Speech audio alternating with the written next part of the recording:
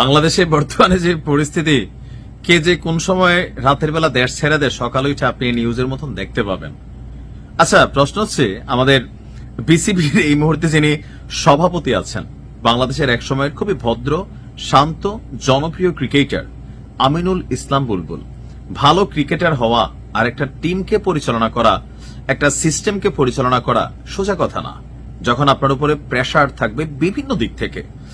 যখন Bangladesh cricket ICC থেকে out হয়ে গেছে, বাংলাদেশ ক্রিকেট এই আইসিসি থেকে আউট হওয়ার কারণে বছরে ৩০০ কোটি টাকার উপরে ক্ষতিগ্রস্ত হবে। খেলোয়াড়দের বেতন থেকে যত সুযোগ সুবিধা আইসিসি দিত, এগুলো সব মাইনাস হয়ে যাচ্ছে। আসসালামু আলাইকুম, সবাই কেমন আছেন? আশা করি ভালো আছেন। আপনারা সবাই ভিডিওর শুরুতে ভিডিওর কিছু অংশ বিশেষ দেখে বুঝতে পেরেছেন ভিডিওটা কতটা গুরুত্বপূর্ণ। তাই আর বেশি কথা না বাড়িয়ে চলুন আমরা মূল আলোচনায় চলে যাচ্ছি। তার আগে সবাইকে রিকোয়েস্ট করব, যারা আমাদের চ্যানেলে নতুন আছেন প্লিজ সবাই সাবস্ক্রাইব করে সাথে থাকুন। চলুন ভিডিওটা দেখি। বাংলাদেশে বর্তমানে যে পরিস্থিতি, কে যে কোন সময় রাতের বেলা দেশ ছেড়ে দেয় সকালে উঠে আপনি নিউজের মতন দেখতে পাবেন। আচ্ছা, প্রশ্ন হচ্ছে আমাদের বিসিবির এই মুহূর্তে যিনি সভাপতি আছেন, বাংলাদেশের এক সময়ের খুবই ভদ্র, শান্ত, জনপ্রিয় ক্রিকেটার আমিনুল ইসলাম বুলবুল। ভালো ক্রিকেটার হওয়া আর একটা টিমকে পরিচালনা করা, একটা সিস্টেমকে পরিচালনা করা সোজা কথা না, যখন আপনার উপরে প্রেসার থাকবে বিভিন্ন দিক থেকে। যখন বাংলাদেশ ক্রিকেট আইসিসি থেকে আউট হয়ে গেছে, বাংলাদেশ ক্রিকেট এই আইসিসি থেকে আউট হওয়ার কারণে বছরে ৩০০ কোটি টাকার উপরে ক্ষতিগ্রস্ত হবে। খেলোয়াড়দের বেতন থেকে যত সুযোগ সুবিধা আইসিসি দিত, এগুলো সব মাইনাস হয়ে যাচ্ছে, নাম্বার ওয়ান। আর ঠিক তখনই গভীর রাতে অস্ট্রেলিয়ার উদ্দেশ্যে দেশ ছেড়ে পালিয়ে গেছেন আমিনুল ইসলাম বুলবুল। এখন আমরা কেন পালিয়ে গেছে বলছি, আসুন দেখি। বাংলাদেশ ক্রিকেট বোর্ডের সভাপতি আমিনুল ইসলাম বুলবুল গতকালকে রাতে বা গতকালকে দেশ ছাড়তে পারে বলে সারাদিন একটা গুঞ্জন ছিল। আর এই গুঞ্জনের সত্যতা হচ্ছে তিনি দেশ ছেড়া আসলে চলে গেছেন। কোথায় গেলেন, কেন গেলেন, আসুন দেখি।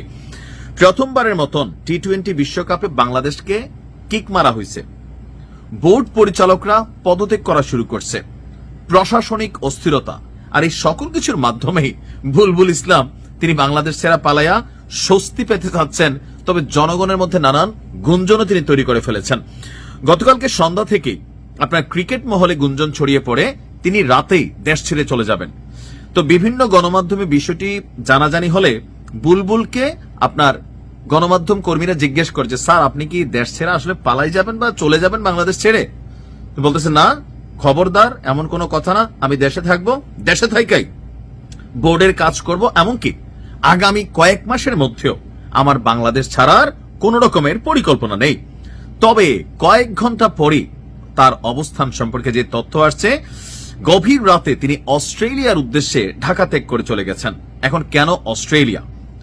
বোর্ডের দাবি সেখানে তার পরিবার আছে, সেখানে তিনি পারিবারিক সময় কাটাবেন, আর এমনটাই জানিয়েছে দেশের একটি ইংরেজি সংবাদ মাধ্যম।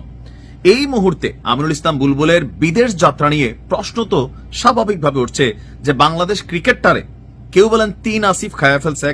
সাবেক ক্রীড়া উপদেষ্টা আসিফ মাহমুদ সজীব ভুইয়া, ডক্টর আসিফ নজরুল আইসিসির সাথে চ্যালেঞ্জ নিয়ে পট করে কই থেকে কি প্যাস লাগালেন। আগেই কইছি বাংলাদেশে গণে না আইসিসি, এটা কিন্তু বাস্তব। কারণ বাংলাদেশ ক্রিকেটে ওই রকম কোনো কিছুই আমরা করতে পারতেছি না। নাম্বার 3 হচ্ছে আমাদের শিল্পী আসিফ, এটা একটা ট্রল হয়েছে আর কি। তো এর মাঝখানে এই যে চারদিক থেকে জটলা, তা আমাদের আমিনুল ইসলাম বুলবুল তিনি চিন্তা করতেছেন, ভাগো এই পুরা দায়ভার তো ভাই আমার খান্দে এসে পড়তেছে, আপাতত দেশটা সেটা যাই, পরেরটা পরে দেখা যাবে, নিজে বাঁচলে বাপের নাম। আমার ধারণা এরকমই হয়েছে। বিসিবির বর্তমান পরিস্থিতিতে এই সফর নিয়ে নানান সমালোচনা আসবে যে ওনার অনুপস্থিতিতে বোর্ডের সভাপতি শেখ হাসিনা, আওয়ামী লীগের সভাপতি, সভানেত্রী শেখ হাসিনা বাংলাদেশ আওয়ামী লীগ ঘুমাই গেছে, বিসিবির সভাপতি নাই, তো বোর্ডের সিদ্ধান্তগুলো কে নেবে? বাংলাদেশ কি রিয়েকশন দিবে? আইসিসির কাছে কি ঝুঁকবে নাকি ঝুঁকবে না, নাকি মিনতি করবে, নাকি আবার আমরা রিয়েকশনে যাব? এটা তো একটা প্রশ্ন।